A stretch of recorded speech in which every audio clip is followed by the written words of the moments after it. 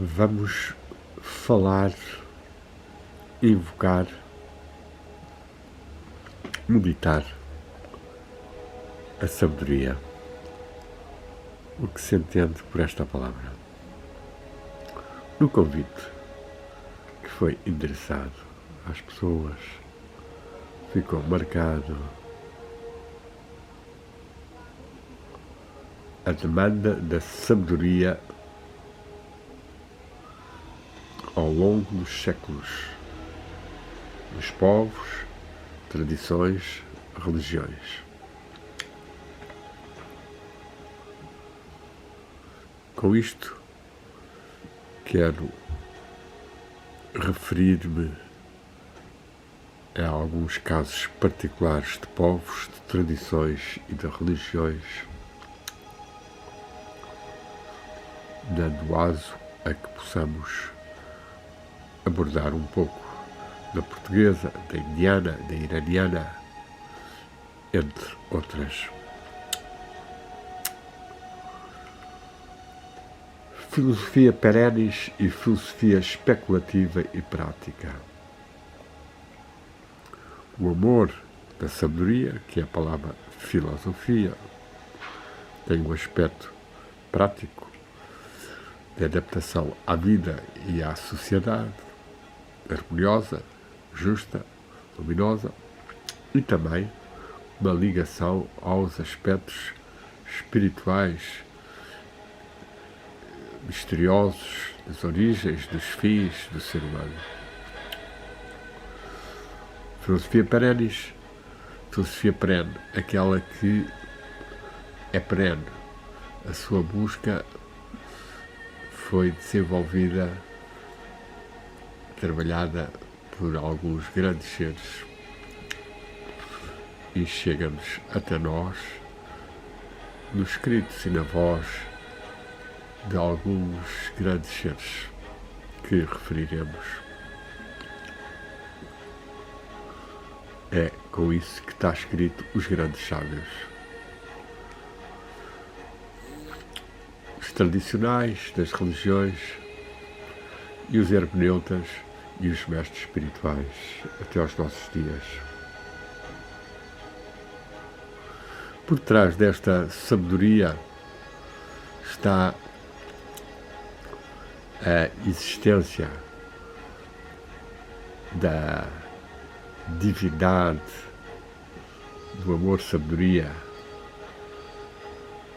do que foi chamado no Ocidente do Logos, ou intelecto agente da tradição islâmica. Vamos então abordar alguns sábios, referir alguns da sabedoria no Ocidente, por teólogos e místicos, humanistas, filósofos, esoteristas, que foram seres que procuraram mais descobrir as harmonias do universo na alma e vivê-las e transmiti-las. E no Oriente, dos quais podemos referir, em particular, a indiana e a iraniana,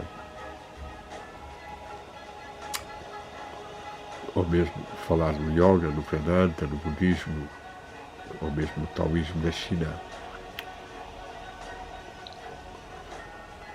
Ao longo dos séculos, para se resistir às forças anti-sabedoria, as forças do ódio, da ignorância, da tentativa de manipulação e opressão das pessoas, alguns seres reuniram-se em grupos, por vezes sob a inspiração de grandes reis ou grandes sábios.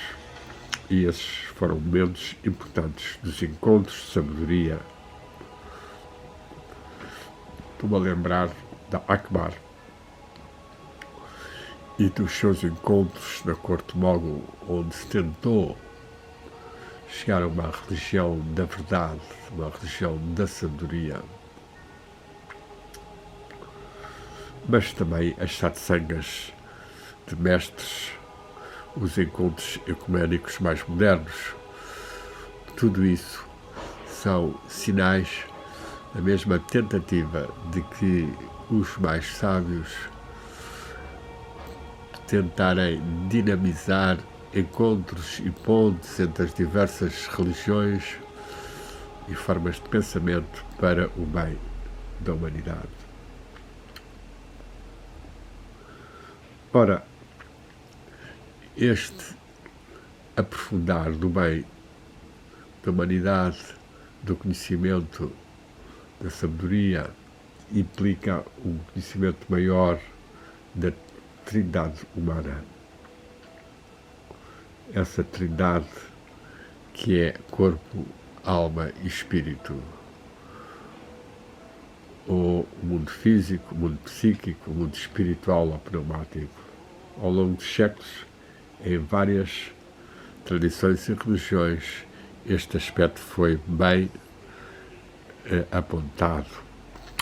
E é importante, fundamental, pois a sabedoria vai interligar bastante estes três planos, já que estamos demasiado no plano físico e falta-nos frequentemente a ligação ao mundo espiritual, já que a alma é muito influenciada por tudo o que a rodeia.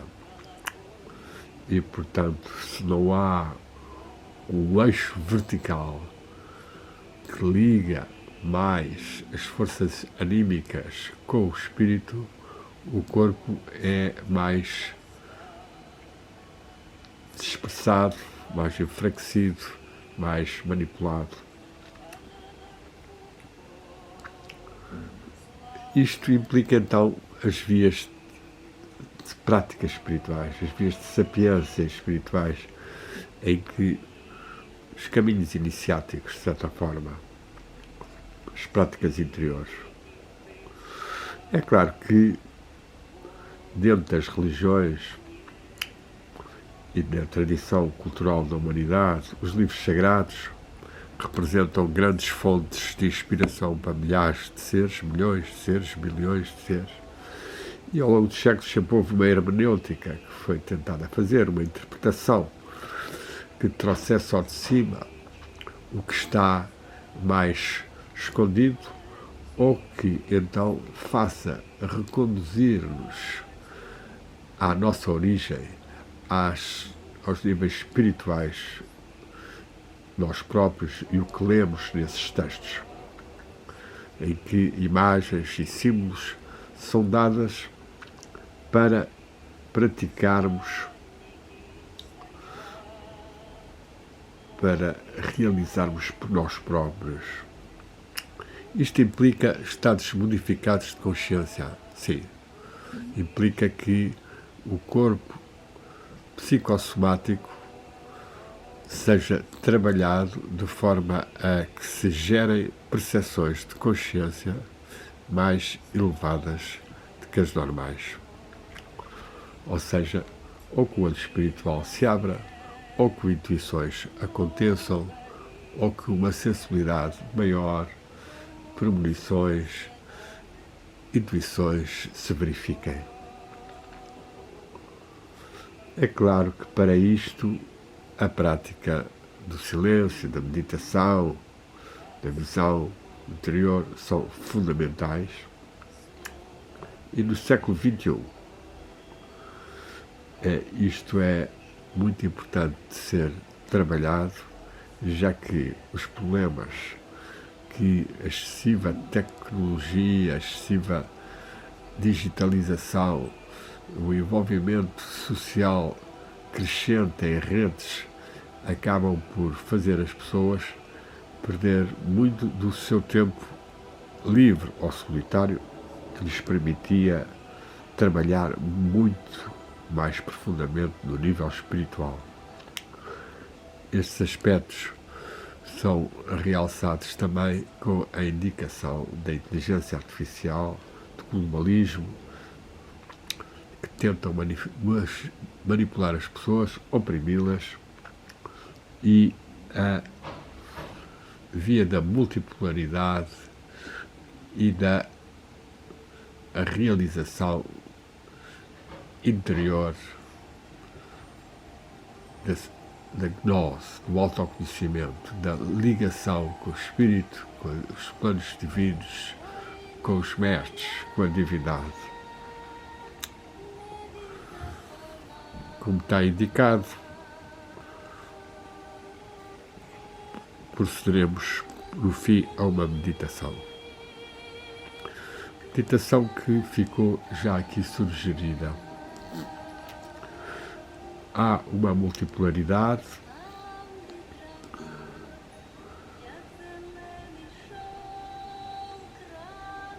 há uma necessidade de ligação interior vertical, uma comunhão com as dimensões espirituais nossas e dos mestres, dos anjos, dos arcanjos,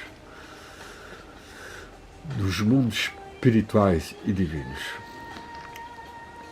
O ser humano está neste plano físico e no plano astral ou imaginal.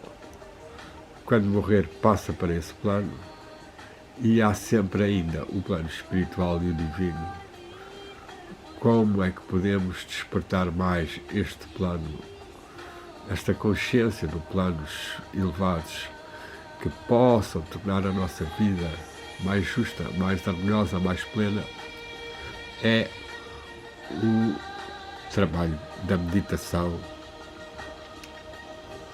da oração, do estudo e de todos os esforços pelos quais vamos tentando talhar o corpo de luz, o corpo de glória e ter acesso à visão das montanhas sagradas, à visão do sagrado e do divino, como está aqui representado nesta pintura de Bo-in Ra, mestre que tem um ensinamento espiritual bastante valioso também, e que nesta pintura, intitulada Vitória, mostra-nos,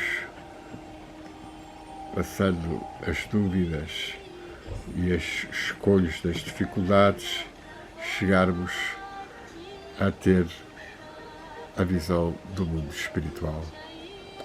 Vamos então agora meditar um pouco para que algo desta sabedoria e dos elos da sabedoria invocados possam iluminar-nos e abençoar-nos. Esta breve gravação utilizou um convite para os encontros de sabedoria, o ciclo de partilhas inspiradoras organizado pela Maria de Conceição Valdez Teles de Menezes, que se realizam em Sintra, Mafra e Cascais, sendo o meu convite a realizar no dia 10 de outubro, das 3 às 5, na Biblioteca Municipal de Cascais, 2026, com acompanhamento do amigo e médico psiquiatra e professor Mário Simões, também nestes caminhos da espiritualidade e da sanidade psíquica tão necessária face a estes tempos tão perturbados por dirigentes políticos tão desequilibrados. Possa então este breve videozinho servir de convite, e haverá pouca gente que poderá assistir ao encontro e à prática no dia 10, pois só 25 pessoas é que podem entrar, mas fica já lançado um breve resumo, uma breve sinopse, uma breve antevisão do que vai ser o nosso trabalho durante cerca de 2 horas, com espaço para diálogo, aos comentários de Mário Simões e para a meditação. Temos graças a Deus. Om, Amen, Om, Amen, Amen, Amen, Om, Om. ou